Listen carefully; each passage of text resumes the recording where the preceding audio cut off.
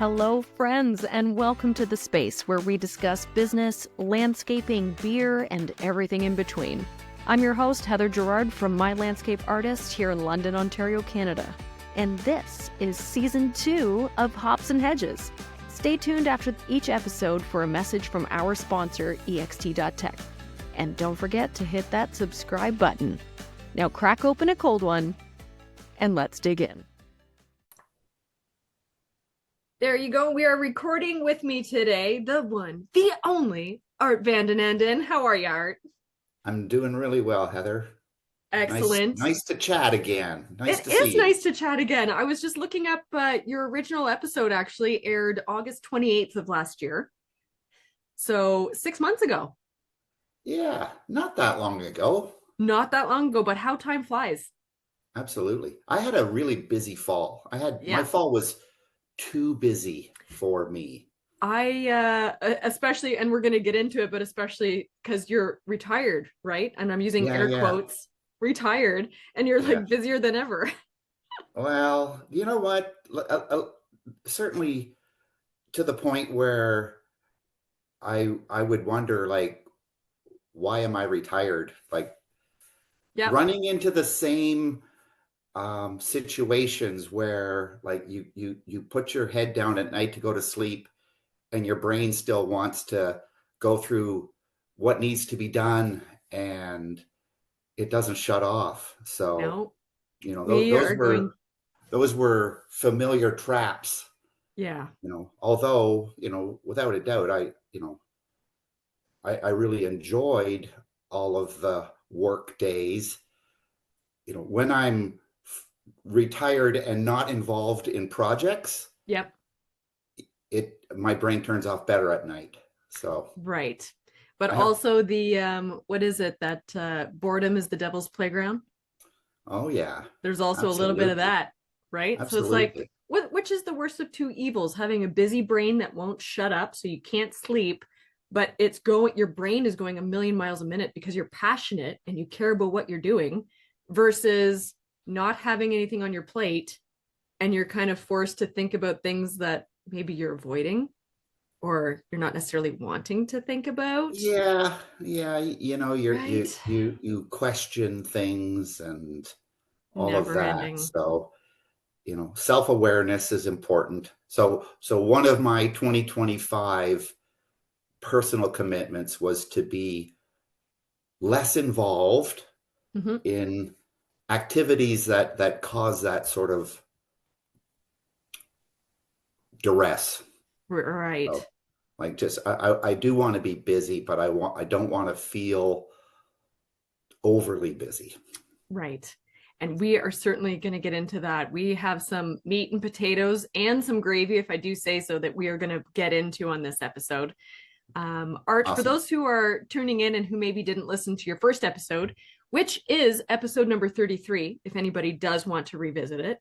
But can you kind of give us and your listeners a little bit of a lowdown of who you are, what you do? Sure. So a career retail horticulturist. So, you know, my entire working career was in garden centers. I did come from a greenhouse operating business before that. My family owned and operated a couple acre greenhouse where we grew hothouse tomatoes.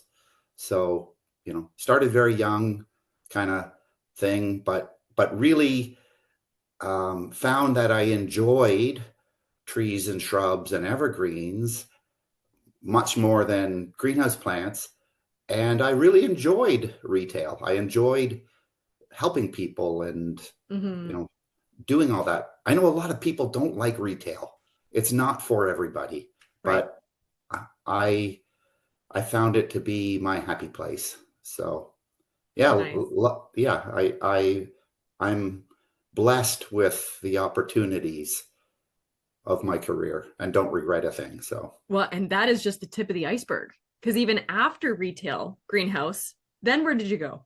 Yeah, this is the retirement stuff, right? The stuff that I thought, okay, I'm going to just keep my finger in the pie a little bit. Right. And kind of before lean you know into it, both feet are in and you're pulled up a chair.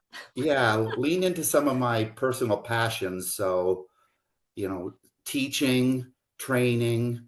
Hmm.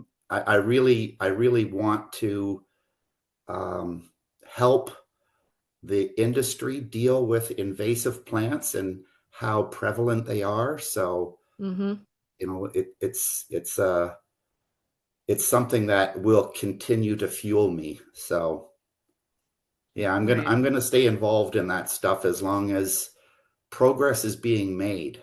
So, Yes. but you know, the more I jump into it, particularly on the invasive stuff, um, I'm more content, if that's the right word, in knowing that this is going to be a long journey. It's not Right.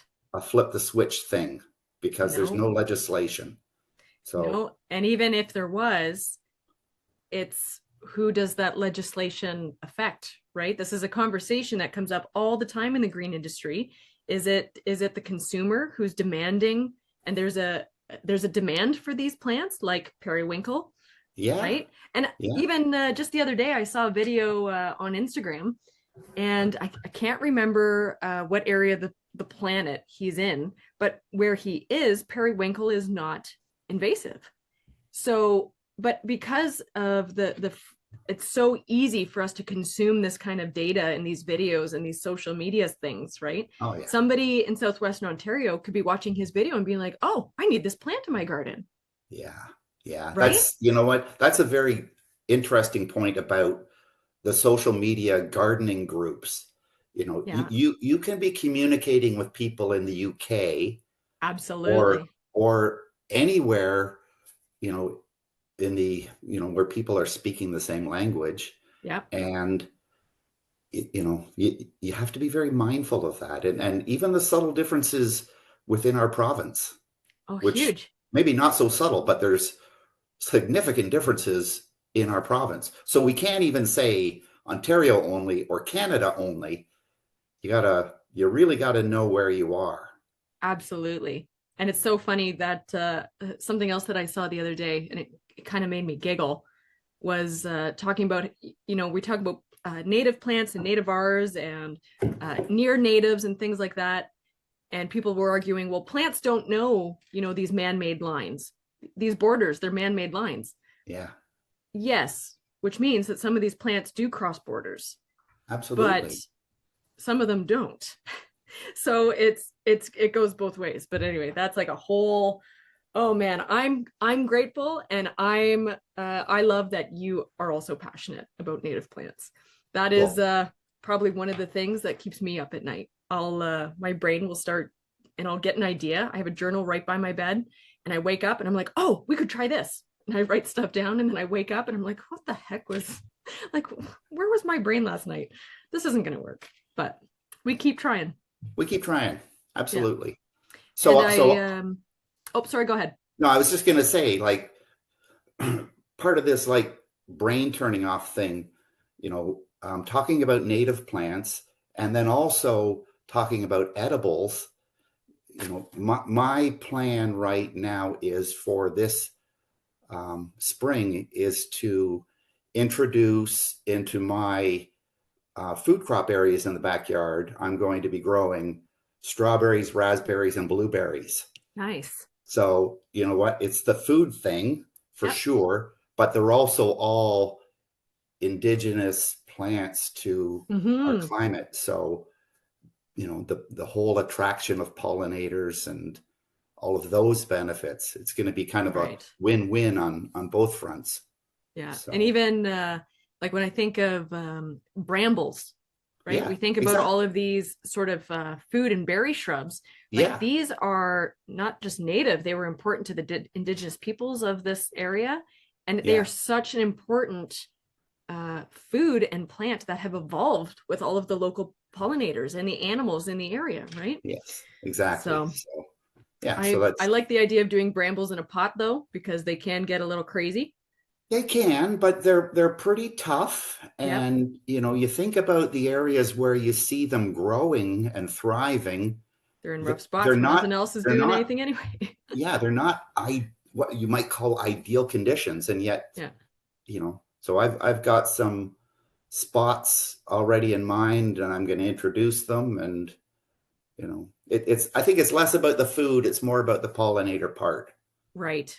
Yeah. And that's, I think, where I get really passionate about, because one of the things personally that I try not to, I guess, feed into or perpetuate is there are a lot of people who are like die-hard native gardeners, which is great. Okay. Yeah. I'm not bashing them, but I think what it's doing is it is putting up a wall for people to try it, because a lot of people like me who are recovering perfectionists, we don't want to try something unless we think we can do it 100% correctly. Yes. And we have a lot of homeowners who have a small plot of land who maybe really love hydrangeas. But what's to say they can't have their hydrangeas and some native plants? So Absolutely. as long as we are kind of pushing this die-hard belief that everything has to be 100% native, yeah, I think we are preventing people from trying. Yeah. So as a designer, I'm really starting to encourage people to, if they're open to the conversation, let's explore some natives that I think are suitable for your site, and let's try 2 or 3 and see what happens. Yeah. That's the joy of gardening, yeah. Try it and see what happens. Well, and you mentioned, hydrangeas as an example. Like we have some native hydrangeas to our area, right, too. So we do. I mean, 2 birds with 1 stone. And yeah, it's not all about walls. It's about knowledge. Yeah. And encouraging. I think as gardeners and horticulturalists and green industry professionals, we need to be encouraging and educating people to try, right? And support them just to try. It doesn't need to be perfect. And we don't need to bash people for trying things that, because it comes down to education. So if somebody sees something on social media and they're like, oh, well, periwinkle is native, and they put it in their garden, and then they call us because they're wondering why it's taking over. Yeah. Instead of, we need to come in with an open heart and an open mind to be able to hold their hand and explain what has happened, where we went wrong, and how we can fix it. So no, 100%. And I think there's so many people within the professional community that are like-minded. Yes.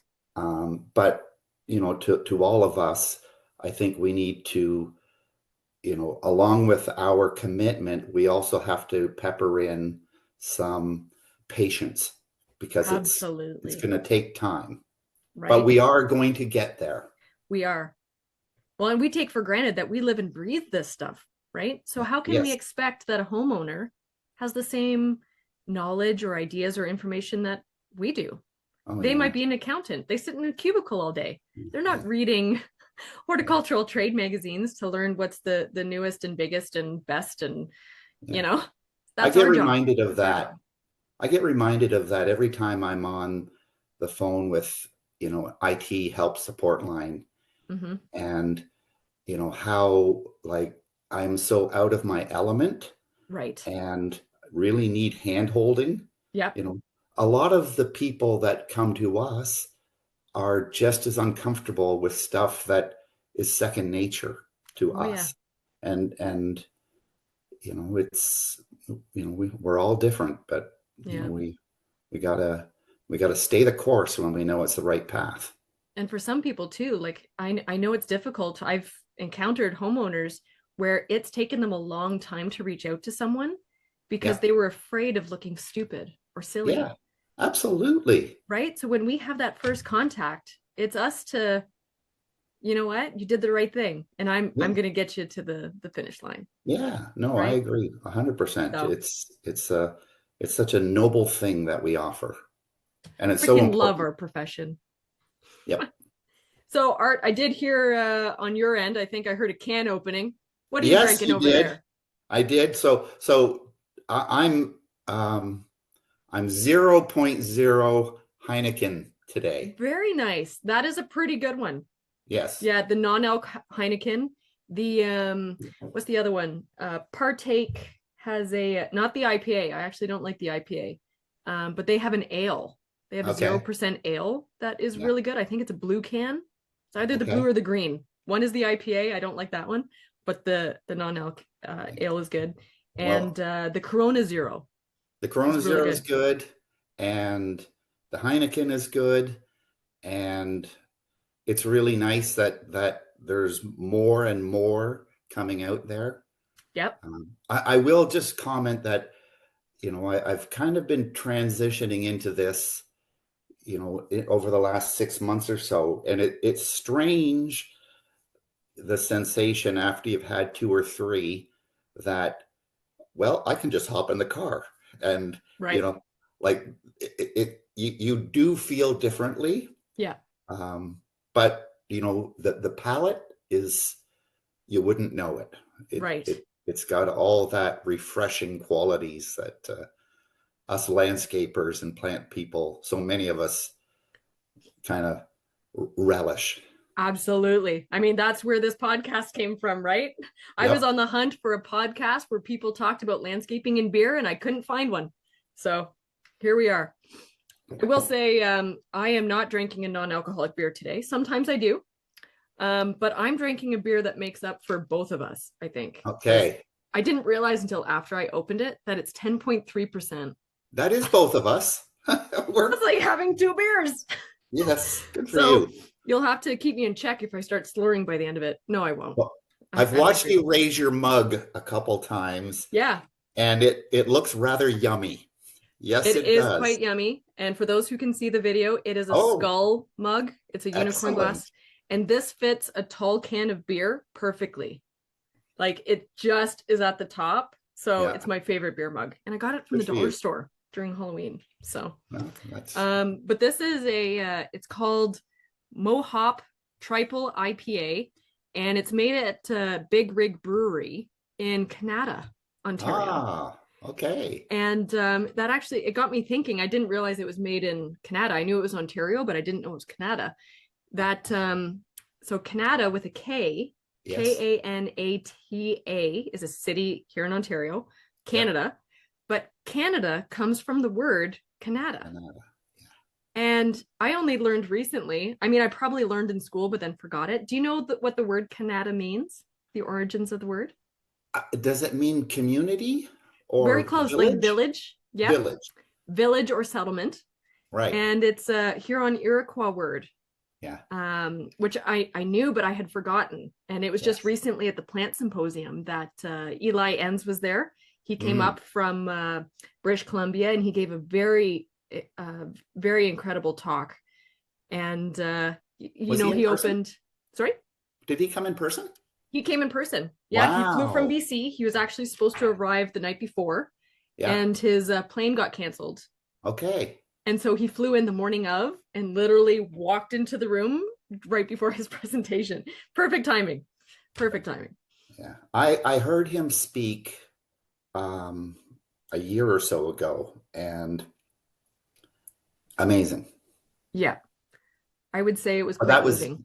yeah. Sorry, mine was on Zoom, and I was captivated. So Yeah. Shout out must to have been great. Eli Enns. I'm gonna have to see if I can't get him on the show because Oh yeah. he made an impact in that room. So it was really great to hear what he had to say. Nice. So lots of things that I want to talk to you about, and I might be a little bit scattered and going all over the place because this is your second episode. So we get to Yeah. bypass all kind of those preliminary things, and I want to get into some of that meat and potatoes that we were talking about. So one of the things that in season 2, especially, I really want to focus on the importance of mentorship and mental health. These are two things Yeah. personally that I'm very passionate about. And you mentioned Anton Sassor for Yes. you. Can you just Yeah. tell us a little bit about Anton and how he's impacted you? Absolutely. So Anton is a gentleman that Mark Cullen hired as a training coach back in the late 1990s, to help us with some of the change management processes that we were doing. Mm-hmm. And I think I really liked his style and the way he spoke, and I had a lot of respect for him. And over the next year or so, sort of a bit of a friendship came into place. We started playing squash together and Hmm. meeting for lunches and things, and um, so there was a good connection, and I really wasn't aware of it, but I want to give credit to Mark Cullen. Like, I think Mark actually suggested the mentorship relationship. Hmm. Like, I was the mentee. I wasn't really aware of it, Yeah. but Mark, I think, knew that he was in the process of changing the business, selling the business. So for the next several years, um, we Anton and I continued to meet 3 or 4 times a year in Hmm. a very casual environment. Cora's was the kind of the default place that we went to and go for Nice. lunch. But he, he provided me with, he was such a good sounding board, Hmm. and he was such a good mentor, like in the truest sense. Like, he didn't tell me what to do, but he asked the right questions, Right. and there was trust and there was honesty, and I felt very um, safe being honest, That's a and huge thing. exposing your fears and things like that. Yeah. So he was so good that way. So we kept in touch for you know 20 plus years. Hmm. I actually was able to introduce him in the same capacity to some of the folks that I worked with, Hmm. that you know that maybe were facing their own challenges, and sometimes it worked, and that sort of mutual respect and appreciation formed. Sometimes it didn't, Right. but that was okay. Yeah. That was okay. Like, but for me, having somebody like that was, I think, very reassuring. I think it's interestingly, professionally, he was a Jesuit priest from Hungary. So, Hmm. like, talk about how is that a business mentor, right? But he was just a great, he still is, he's still alive.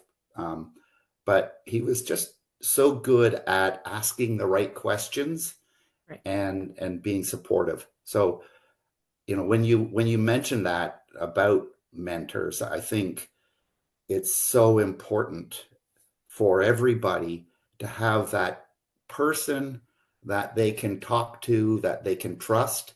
Right. Um, I think it should be somebody that's already not in your current business. Like, I don't think it should be your boss or somebody you report to. It, Right. it should be somebody where there's absolutely no potential for conflict of interest, Yeah.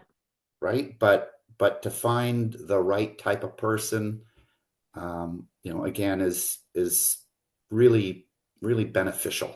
Hmm. So And it's so yeah, funny how you mentioned too, like sometimes it worked and sometimes it didn't, right? Because mentorship isn't something you can foist on somebody. It yeah, it's it either clicks or it doesn't, and both parties need to be ready for it. But it's also not in my experience anyway, and from the stories that I hear, it's never would you mentor this person?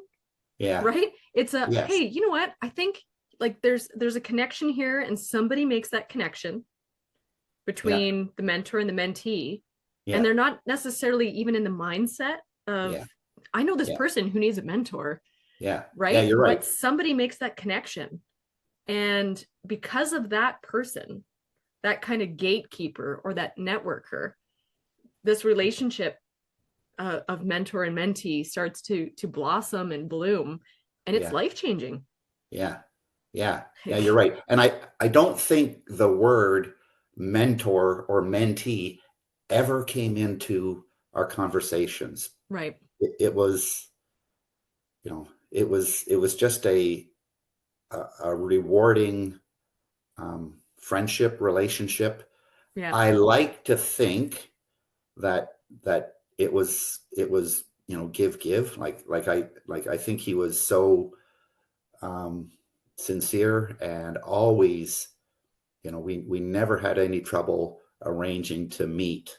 Right. So I'd like to think that it was a give, and you know, I don't know what he was getting out of it. Maybe I was pushing a little bit of gardening advice into the conversations. Who There knows? you go. But yeah, no, I think it's a great topic for you to shed light on. And Hmm. we can have many mentors. It Oh, doesn't have to yes. just be one. And it doesn't need to be structured and formal. It can be casual. Yeah. I do think that the mentee, the person that is really being mentored, should be the driver of the frequency and the format of meetings. Yep. But I know that there were times where we introduced processes over my career, and when they're too structured, you Yep. must meet every quarter and blah blah blah blah blah blah. It then it becomes It's just a process. inorganic. Yep. Yeah, yeah. When it's just left to its own, um, it's a good thing. So just the idea to have everybody to search out for that person that they can connect with, Yeah. and be It's vulnerable. right, which is huge, right? It's so interesting to me, just a few things you said right there. I have to admit, you're hitting a bit of a nerve for me, Art. So I signed up last year to be a mentor with Nice. an organization called Say Yes. So they started out in the UK, but they deal with youth at or in the UK and South Africa. And I was assigned a mentee, right? Yeah. So the two of us, we went through a whole bunch of interviews. I interviewed a bunch of mentees. Really, they were interviewing me, right, to see if they wanted to partner up with me. And I was matched with someone who I've been mentoring now for just over 6 months. She's in the UK. And it is so important to me that she drives, how often we meet. But the organization is very much like there's this whole procedural thing of we have to fill out anytime we talk, whether it's Right. text or WhatsApp or video talk and I'm finding it overwhelming because I more just want my mentee to know that I'm there for her. Yeah. I think And that's her life is very overwhelming. Like when we talk about first world problems, we think of, I think a lot of people think, oh, UK and England, like everything is really hunky dory over there. And it is not. right. Like this young woman that I am working with, she has a very different life situation than we do. Really. And it's so important for me to just let her know that I'm here. So you Yeah. just WhatsApp me, send me a text or a voicemail or whatever, and I'll get back to you. Like we Yeah. don't have to, but I'm also, yeah, when I say you're hitting a nerve, it's like, I don't even know how to communicate it. But there's part of me too that's feeling a little insecure that I was like, well, she doesn't want to meet as often as I do, but it's not about me. It's not about me. It's about Correct. her. Correct. Right. Yeah. So, It when you were just saying that, it reminded me of that phrase, paralysis by analysis, oh yeah. and how, so much documentation and things like that can destroy the purpose of what you were trying to achieve. Yeah. It's not as much that it's a process, but it's a cultural um, lane that we have to work in, and it's more organic, and Yeah. it's nobody's business what you talk about either. So Right. what's the documentation for? Yeah. And I'm struggling a bit with that. I do really appreciate the amount of training. That was part of the reason that I signed up for it, right? Is because I've been the beneficiary of so much mentorship. Like I can't even list the amount of people who have impacted me professionally and personally. but the thought of being able to give back to someone Yeah. really drove me to do this. But at the Yeah. same time, also getting this free, as a volunteer, I get all this free mentorship training. Yeah. But now I've got to this point where I'm finding it overwhelming, like all of these checklists and things to do and documentation. And it was like, okay, whoa. So Yeah. Yeah. anyway, No, good, that's good for you. That's, yeah, that's amazing. And those will be, besides the relationship and the help, they're going to be, sort of skills that are going to stay with you that you'll draw on without even connecting the lines. right. Oh, how interesting life is. So, moving away from mentorship, we have about 15 more minutes with you. So I want to make sure I pick your brain as much as I possibly can. One of the things I always ask too is advice. Like if people had advice or something that they could bestow upon people either just getting into an industry or just starting a business or thinking about starting a business. And you said, following your passion, but combining it with a solid business foundation. Yeah. So can you talk a little bit about that? Give me the lowdown. Yeah. Yeah, absolutely. So, you know, um, it's great that we have a passion, but we need to have a financial acumen to ensure that we have an understanding of what we're doing. Right. And there's like just in the retail business, and it's probably very similar for construction and contractors, but understanding where dollars go. So it's not the same as having a good accountant. Right. An accountant is something different, but understanding the relationship between revenue, cost of goods, gross profit, labor, operating expenses, understanding how those buckets or those silos interact helps a person make good business decisions that will allow them to have their passion and also be successful. So, if you're just passionate about plants, like, you go into a wholesale nursery and you think, again, you're going to put in the garden center lens, you go to a wholesaler, especially in the springtime when there's color everywhere and your eyes are bigger than your stomach, and you buy. But what happens is you don't have the demand for the products, and you end up with aged stock on your shelves, and then your stock becomes less attractive, so it sits there longer, and then you go back to the wholesaler again and you see more new stuff and you buy, and then the stuff that's sitting on your shelves slowly starts to work its way closer and closer to the compost pile. Right. So, you want to be like, you certainly want to work in a sector that you're passionate about, but you need to have an appreciation and understanding about, revenue and cost of goods and gross profit, your labor and your operating expenses.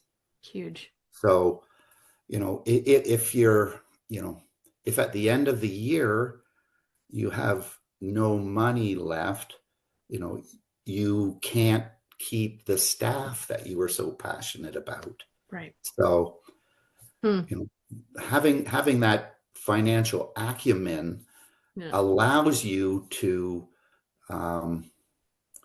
buy smartly and do things smartly so that you can be successful. So that's so important. I've seen it, I've seen it personally. I've seen it, I see it every time I visit small garden centers. Right. You know, the opportunity for being more profitable just around buying smart. So I'm about to go down a big rabbit hole with you, I think. I think you're ready for it. But I do Okay. want to say, my retirement fantasy is having a little garden store Yep. and gift shop. So when I Yep. get there, I'm going to call you up, Art. Yeah. You're And you know good? what? You're Yeah, ready for it? absolutely. Perfect. 100%. But the thing that makes a garden shop, a small little garden shop successful, um, is knowing your market. Right. So knowing you know your demand and what their likes are, Mm-hmm.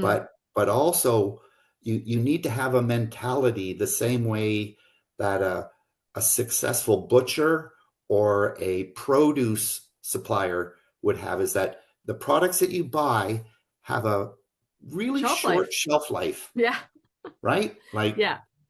flowering plants, like 2 weeks. You Right. got to turn it. So, Hmm. you got to be conservative with what you're buying and not get tempted by, oh my God, that's an amazing price, I'm going to buy more, Right. and then end up with scrap, which is going to eat your profitability. Yeah.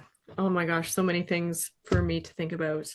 I'll tell you my inside plan when it's not on the internet, All because I righty. don't want somebody to steal it before I get Oh, to good for retirement you. age. Okay. Good for you. Yeah, I've got big plans. So stay tuned. Give me another 40 years. Okay. Um, but you were talking about financial acumen. So this is Right. kind of this is the rabbit hole I want to go down with you. So as someone, so I'm a sole proprietor, right? I have a Yep. design firm in London, Ontario. I don't have any staff, Right. and I started my business during COVID because I love what I do and nobody was hiring. Right? That's it. I didn't see it as an option. I didn't do Sure. it because I know a lot about business. I did it because I needed to make money. And there's a few things that I'm good at. Don't get me, I'm not bashing myself. But it was either going to be professional actor or landscape designer. Yeah.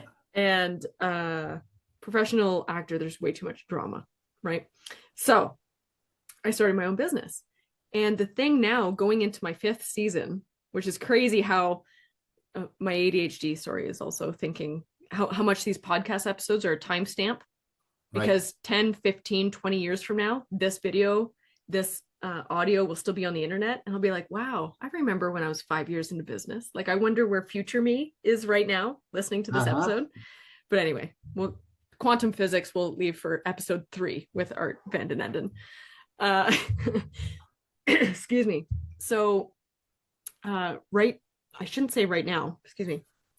I would say the last 2 years, probably like between year 3 and year 5, Yeah. it is becoming very evident to me that I have a successful business, right? I'm not hurting. It's Yeah. growing. My revenue Yeah. is growing year by year.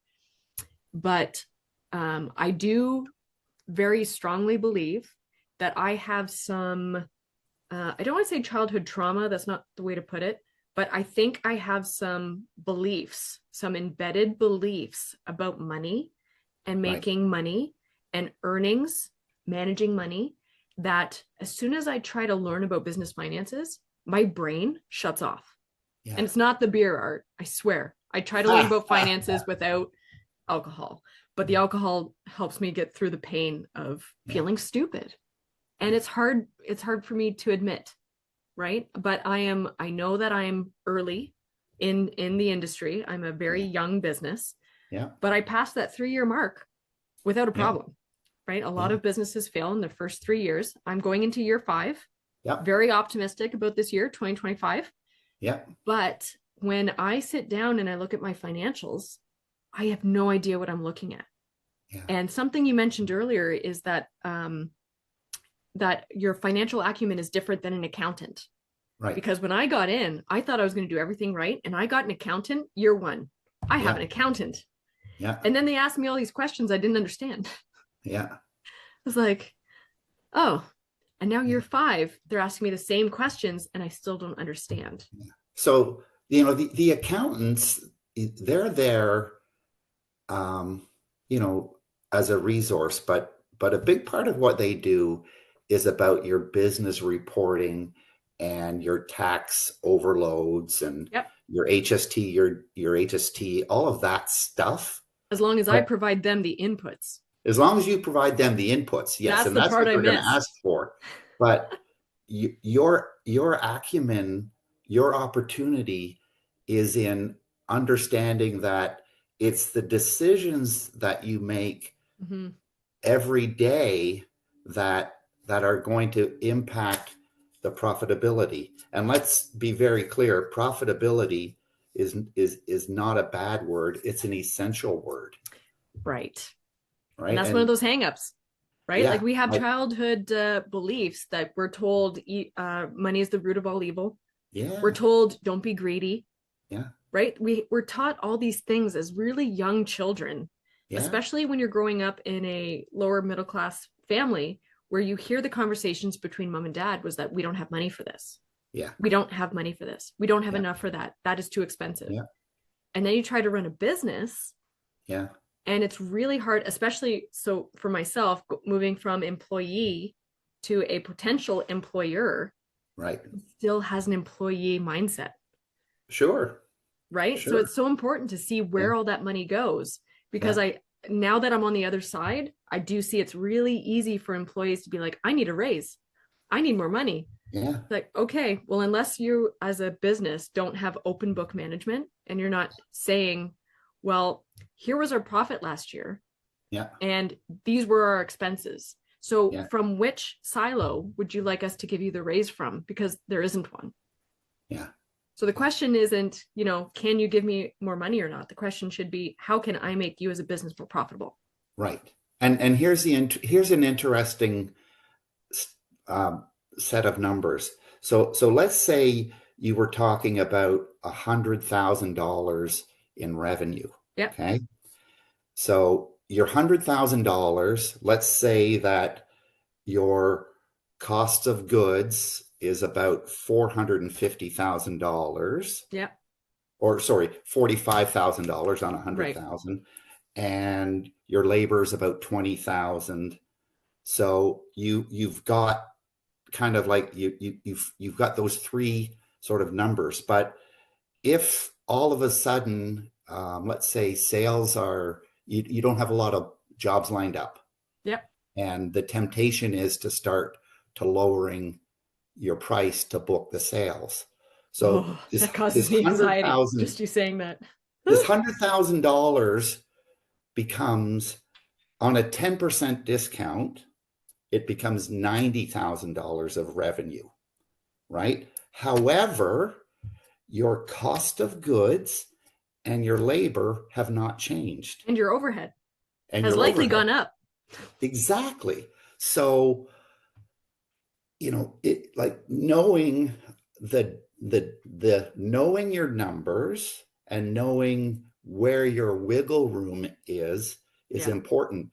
And sometimes it's better to not do the job at all than do it at a reduction. And Absolutely.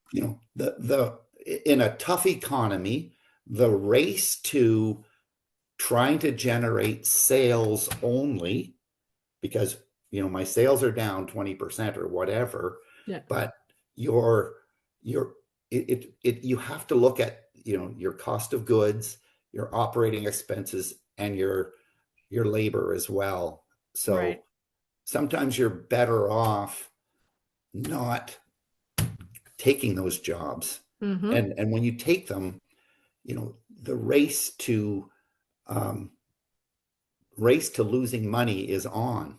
Yeah. So, I have a business model that I know that operates on such precise dollars. Costco. I don't know if you're a Costco shopper, but I'm familiar. I've heard of this you've Costco. heard of Yeah, them. it seems vaguely familiar. So they're known for great prices, right? Yeah. Um, but what they also know is, where the potential to lose money is. The potential to lose money is at the checkout and at the exit. So what happens there? Their processes are so tight at making sure that there's a extremely high degree of accuracy, so there's no room for errors. They know that if they follow these steps, they're going to be where they need to be. So right. I feel that was in a book somewhere that I read. Like there was actually a breakdown of Costco's numbers where it was like, on this product, we know that we're going to lose, but on this product, we're going to double or triple profit. And so they balance and they move this thing around. Like, well, it's a machine. Their hot dog at the food court, which is $1.50, and their roasted chicken, which is $7.99. Right. The prices have not changed in decades. It's a loss leader. Yeah. Right.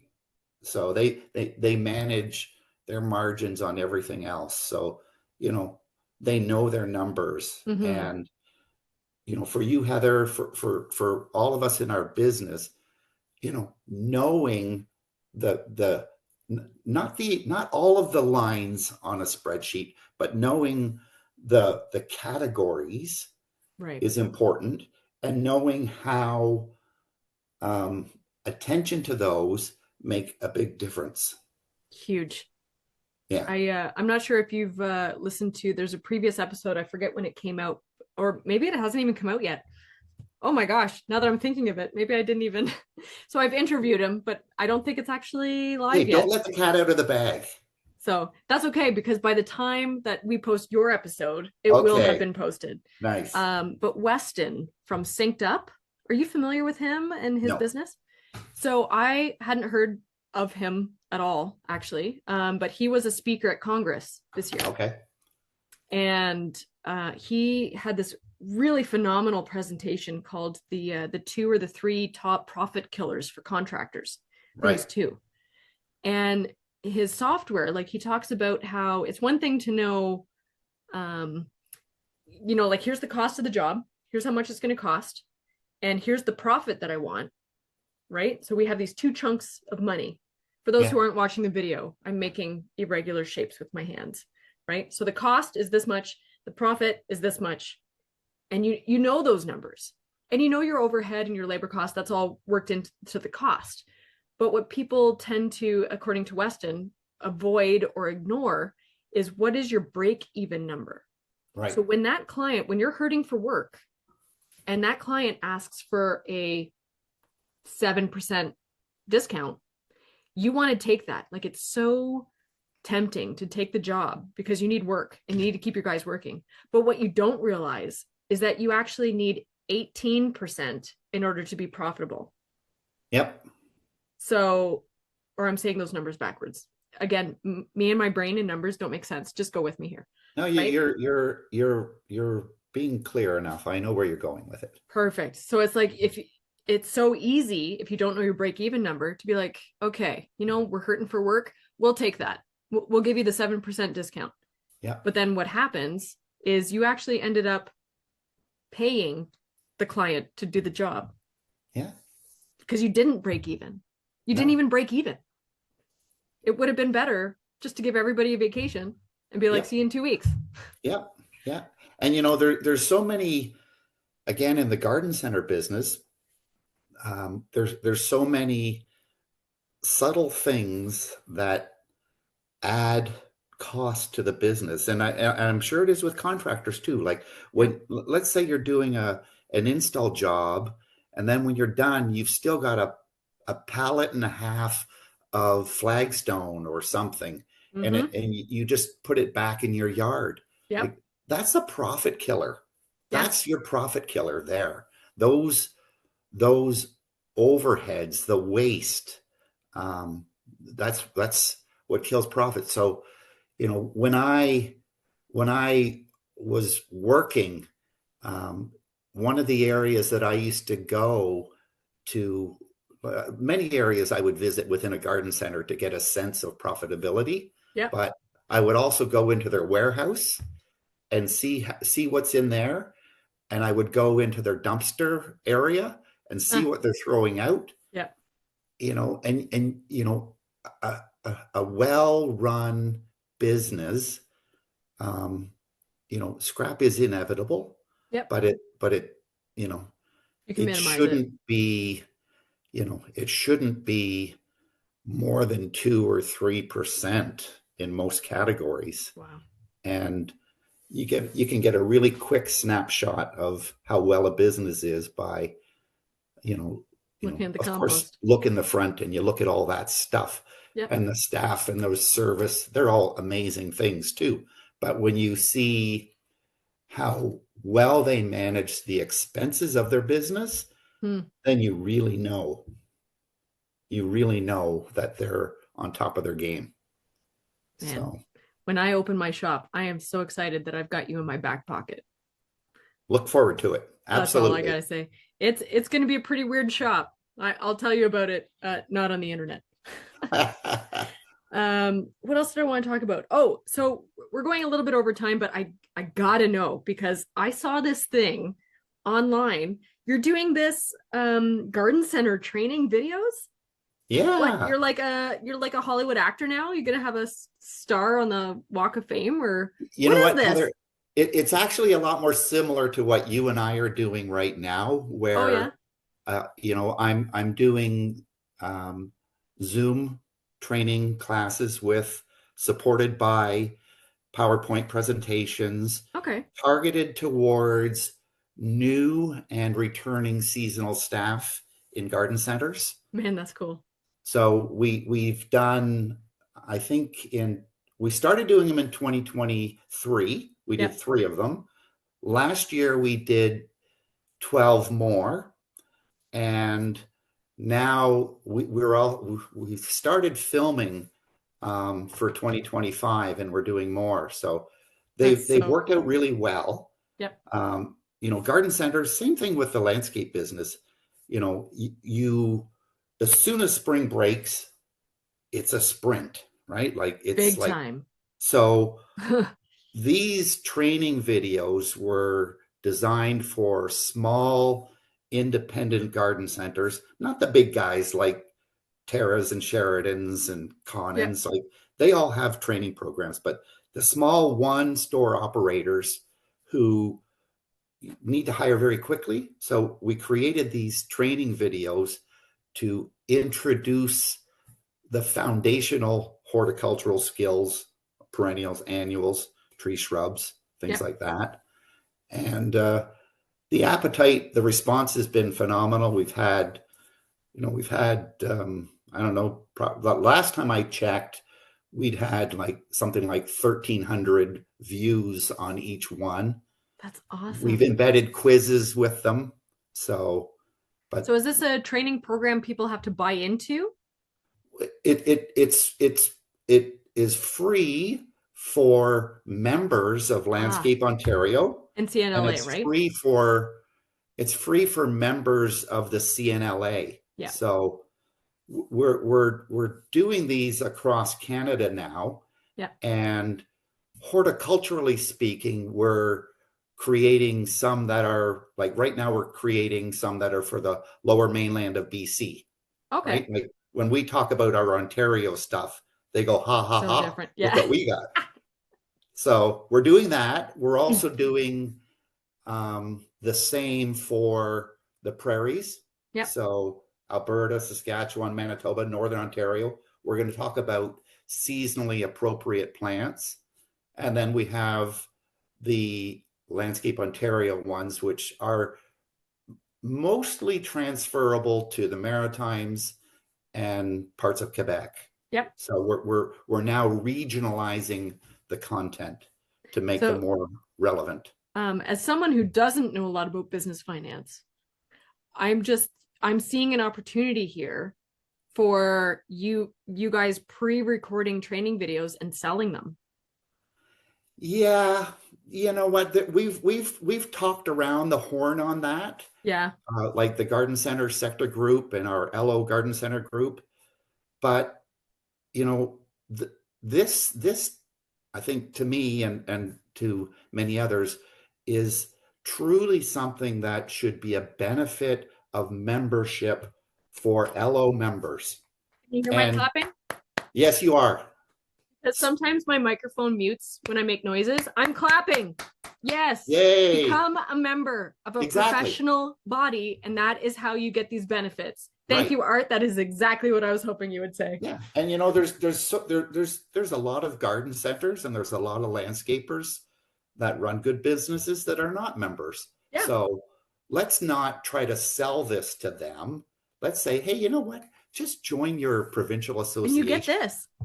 It's a membership benefit, and you know what? I'm really glad and happy with the response, and you know, with the plans at LO for the new training facility, like training our members is such a great lane that LO and the CNLA, Garden Centers Canada, can stay in. This is like really where we can provide value and absolutely expertise. So well, and I'm going to take this opportunity and I'm going to take the opportunity too to point out that so you are an instructor with, is it the Grow program, apprenticeship program, both of those programs? I'm with both. So I'm an instructor with the Grow program, and I also started teaching pre-apprentice at Loyalist College in Belleville. I have been there. I just wrapped up the first term on Monday past. Yep. And, you know, it's been a lot of fun. Geographically, living in Oshawa, I can get to Belleville just as fast as I can get to Milton without having to drive through Toronto. So it's been good. The students at Loyalist, pre-apprentice, they want to go into apprenticeship, they want to do Red Seal. So they're started, you know, as opposed to many of the folks that join Grow are not even aware of what the hort industry is all about. So, you know, they're you know, there's amazing people coming through, but they're starting with less experience than I think the pre-apprenticeship folks are at Loyalist or Algonquin or, you know, all the other colleges around, Fanshawe for sure. Yep. So, that's definitely another thing that you and I have in common is that we're both very passionate about education, training, giving back, helping others. Myself, I teach at Fanshawe usually in the fall term. I teach the Dynascape program there in at Fanshawe, but then also teaching at Milton. So I actually have I have four. I think I have 4 workshops and seminars coming up at Milton headquarters of Landscape Ontario. That's fantastic. And so I selfishly want to just put out there that anyone in, I was going to say Ontario, but actually it doesn't even matter. So Landscape Ontario, if you go to landscapeontario.com, or is it .ca? I don't even know. I think it should be .ca. But anyway, if you go there, they have these professional development seminars. Right. And trainings. Yeah. And a lot of people don't realize that you don't have to be a member to access them. There is a special member price. So again, if you become a member of Landscape Ontario, you'll get a discounted price. But even if you're not a member of Landscape Ontario, you can attend these incredible trainings. At the head office in Milton, which is an incredible facility, and it's only going to be growing and improving. So I'm just selfishly not boasting, but I'm so grateful that as someone in 2013, when I started at Fanshawe as a student, I had no idea the possibilities that this industry and profession had to offer. And now I'm teaching in our profession. Yeah. Isn't that awesome? Right. And so if you're out there listening to this, I'm encouraging you, look up Landscape Ontario, check out their professional development seminars, because they are open to everyone. If you're not a member, you will pay more, but they are open to you. Join us. Join us. Yes. Yeah. And, you know, ultimately, you know, going back to your previous point, you know, training is such a great um, service, essential service that we can offer for our members. Big And, time. the cost of membership is peanuts Yeah. compared to the What you get. benefits that you will get. Yeah. Speaking of benefits, am I going to see you at the April 4th peer-to-peer event? You know what? I've looked at it. My day is currently open. So Okay. I've been a curious bystander of peer-to-peer. What? Okay, well, I'm going to be your accountability buddy. So a Okay. year ago, almost to the day, somebody Yeah. called me out and said, you do this thing. Yeah. This is me telling you, I'm going to see you at the peer-to-peer event on April 4th. Okay. I like that. Yeah. For those who can't see the video. Yeah. Or That was maybe a that salute. was a very non-military salute, but I understand.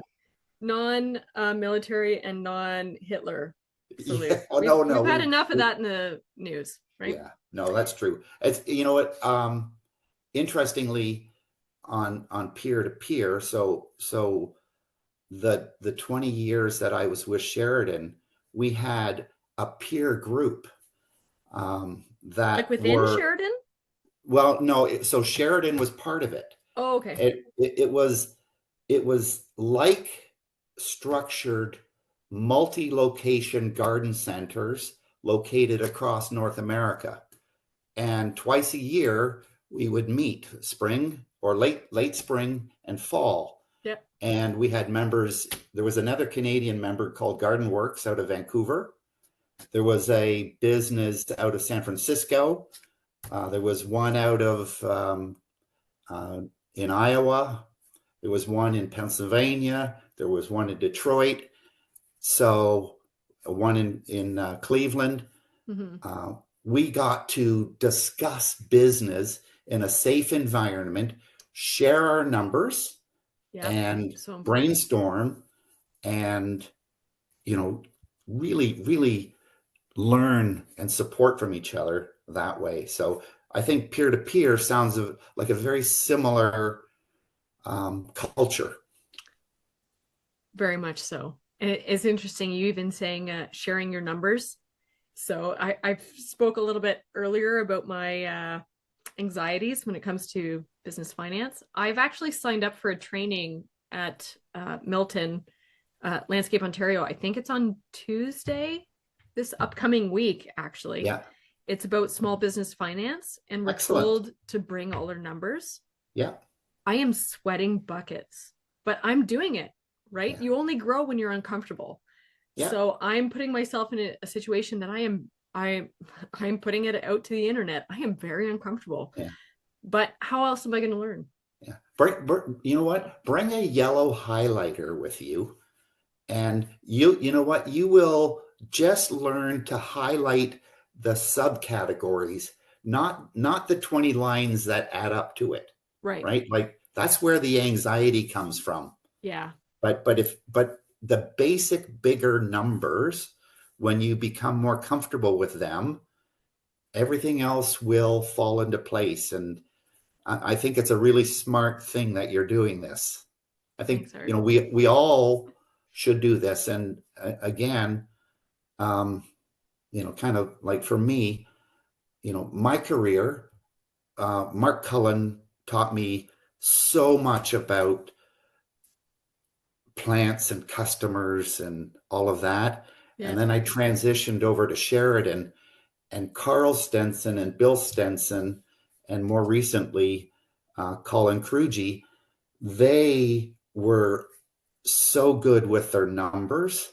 So, just having that experiences and for you now, just to get the understanding will be enlightening, because then you'll know when something's not quite right, you'll know which lever to pull. I'm excited for that. Like, I'm excited at the prospect of one day I'm going to just know my shit. Oh, see, I just swore. So now we have to put an adult rating on this podcast. Oh, well, I put it on every episode anyway. But I will end with, excuse me. I'm actually going to, earlier we talked about, the fact that this episode is on the internet and maybe 15 even 5, 10, 15, 20, 50 years from now, who knows? You and I might be listening to this podcast episode in the future, and it's a timestamp, right? Yep. So I'm going to take the opportunity. I've never done this on a podcast episode before, but I feel safe with you. So thank you, Art. I am going to call myself out on my own bullshit. See, I swore again. So now it's an adult content. That I'm going to learn my numbers. And not just that, I'm going to be a master of my numbers. Good for you. And hey, here's so you've just made a commitment in front of. I have. Like just potentially 7 billion people. No, just the internet, Art. Let's not get crazy. Okay, just the internet. So here's my counter commitment. Okay. I will see you at the peer-to-peer meeting. I would love that so much. Okay. Okay. And I'll bring my yellow highlighter. There's a whole other thing we could talk about. There's been a study on highlighter colors and which most is best, but yellow is the best. So there you go. Yeah. No. Well, we'll chat about that when we. Art, we have so much to talk about. Huh? Thank you so much. My pleasure. You see my accountability. I see yours. I will be a master of my numbers, and I will see you on April 4th at the peer-to-peer event. Okay. And it's always a pleasure talking to you. Thanks again so much, Art VanDen Enden from Art of Gardening.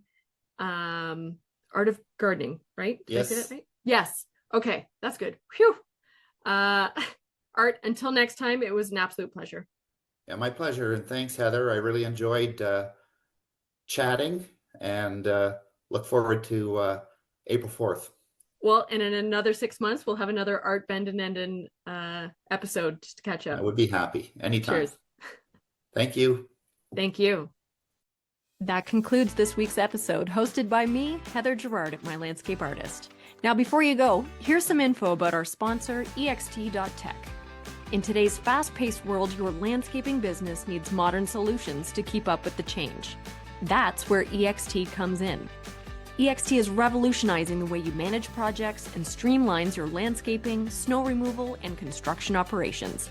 Instead of juggling 5 different software packages, endless spreadsheets, losing track of leads, and missing out on potential sales, you could be leveraging AI job routing, client management, and financial insights with a modern mobile app that employees love to use.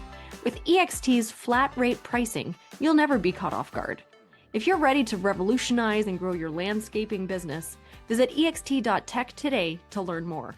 And for additional savings, use the code HOPS10 at checkout, or just tell them that Heather sent you. See you next week for another episode of Hops and Hedges.